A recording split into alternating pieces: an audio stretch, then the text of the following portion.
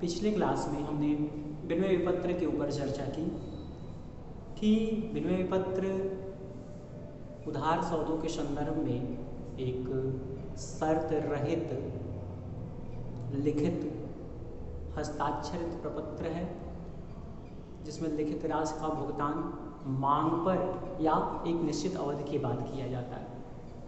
ठीक है, तो आज हम विनिमय विपत्र की स्वीकृति, ठीक है, साथ ही साथ कि विनिमय विपत्र के लिए वैध स्वीकृति होने के लिए किन किन तत्वों का होना आवश्यक है और उसके साथ ही हम विनिमय विपत्र का महत्व और विनिमय विपत्र की देय अवधि या भुगतान अवधि की चर्चा करेंगे। तो प्रथम क्रम में हम विनिमय विपत्र की स्वीकृति, जैसे कि मैंने आपको बताया कि विनिमय विपत्र के संदर्भ में जो विक्रेता है या लेनदार है वह विनिमय विपत्र को लिखता है। ठीक है, इसको विनिमय विपत्र का लेखक कहते हैं, आहारता कहते हैं, अंग्रेजी इसकी ड्रावर है। तो उधार विक्रय करने वाला विनिमय विपत्र का लेखक होता है जिसके द्वारा विनिमय विपत्र लिखा जाता है। और विनिमय विपत्र की जो स्वीकृति प्रदान करता है कि जिसके द्वारा इस विनिमय विपत्र की रकम का भुगतान एक निश्चित अवधि बाद या मांग पर किया जाएगा, वह आपका देनदार होगा। ठीक है, या उसको हम आहारी कहेंगे या स्वीकर्ता कहते हैं, जिसके द्वारा विनिमय विपत्र की स्वीकृति दी जाती है। ठीक है, विनिमय विपत्र स्वीकृति देने से पहले यह एक ड्राफ्ट के रूप में होता है और जब इसकी स्वीकृति दे दी जाती है आहारी द्वारा, तो वह एक बिल का रूप धारण कर लेती है।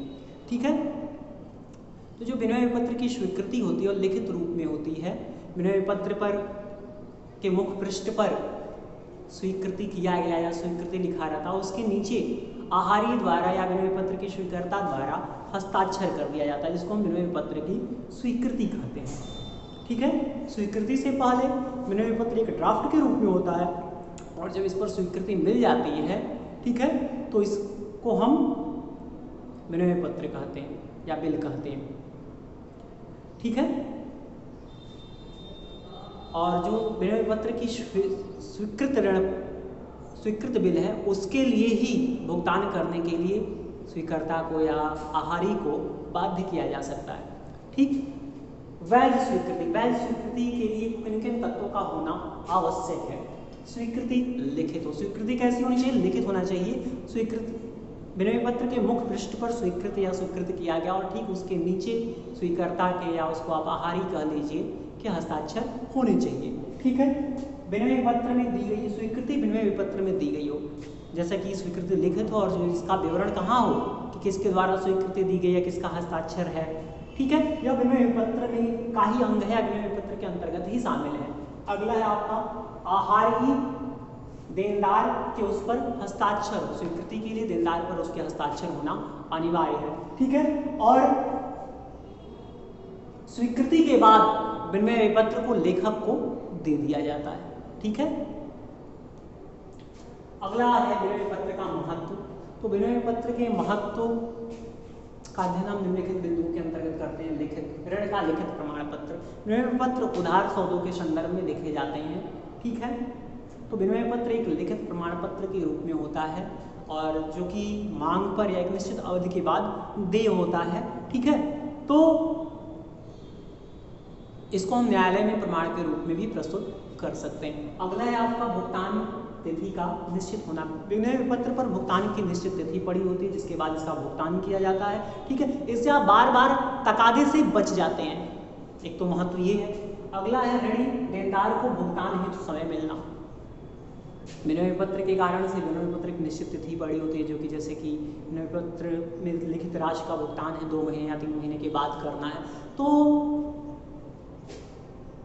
उधार क्रय करने वाले को या जो स्वीकर्ता है विनिमय पत्र का, उसको ऋण के भुगतान करने के लिए या ऋण की व्यवस्था करने के लिए समय मिल जाता है। ठीक है, अगला है बिल को बैंक से भुनाने की सुविधा। जो विनिमय पत्र का लेखक है जिसके पास बिल पड़ा हुआ है, अगर उसको तत्काल रुपए की आवश्यकता हो तो विनिमय पत्र को वह बट्टे पर या छूट पर बैंक से भुना सकता है। ठीक है, जिससे उसको एक निश्चित रकम प्राप्त हो जाएगी। अगला है धनराशि सुरक्षित। विनिमय पत्र में जो लेकिन धनराशि है वो सुरक्षित होती है। कि मान लीजिए अगर विनिमय पत्र अनादृत हो गया तो भी आप न्यायालय के द्वारा इसके स्वीकर्ता को विनिमय पत्र में लिखित राशि देने के लिए बाध्य कर सकते हैं। अगला है अंतर्राष्ट्रीय व्यापार में सहायता। अंतर्राष्ट्रीय विनिमय व्यापार में भी विनिमय पत्र का महत्व है, ठीक है, और जिसके माध्यम से उधार सौदों के निपटारे किए जाते हैं। विदेशी बिल के माध्यम से उधार सौदों के निपटारे अधिकांश संख्या में किए जाते हैं, ठीक है। मुद्रा के प्रयोग में बचत, विनिमय पत्र से आपके मुद्रा के प्रयोग से बचत मिल जाती है, ठीक है, या विनिमय पत्र आपका एक साख मुद्रा के रूप में प्रयोग होता है जिससे मुद्रा की पूर्ति में वृद्धि होती है। अगला आपका आर्थिक तंगी में सहायता,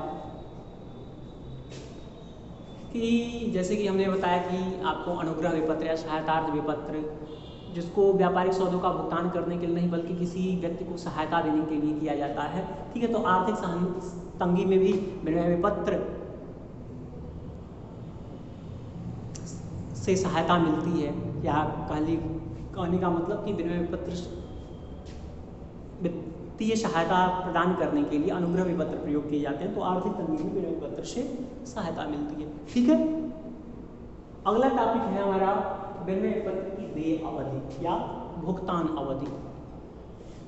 तो देखिएगा विनिमय विपत्र की जो देय अवधि होती है उसमें एक निश्चित तिथि पड़ी होती है कि 2 महीने बाद भुगतान करना है, 3 महीने बाद भुगतान करना है, या इसके अतिरिक्त तिथि पड़ी होगी कि इस तिथि को भुगतान करना है, ठीक है।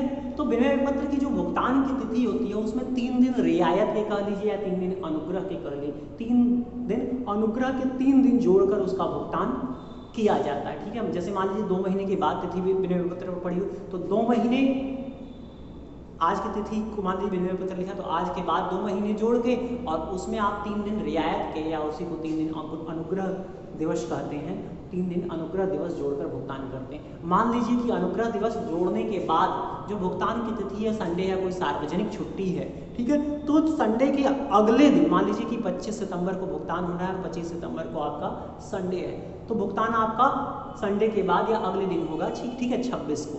और अगले दिन भी मान लीजिए कोई छुट्टी पड़ जा रही है तो भुगतान उसके अगले दिन किया जाएगा, ठीक है। तो आज के लिए बस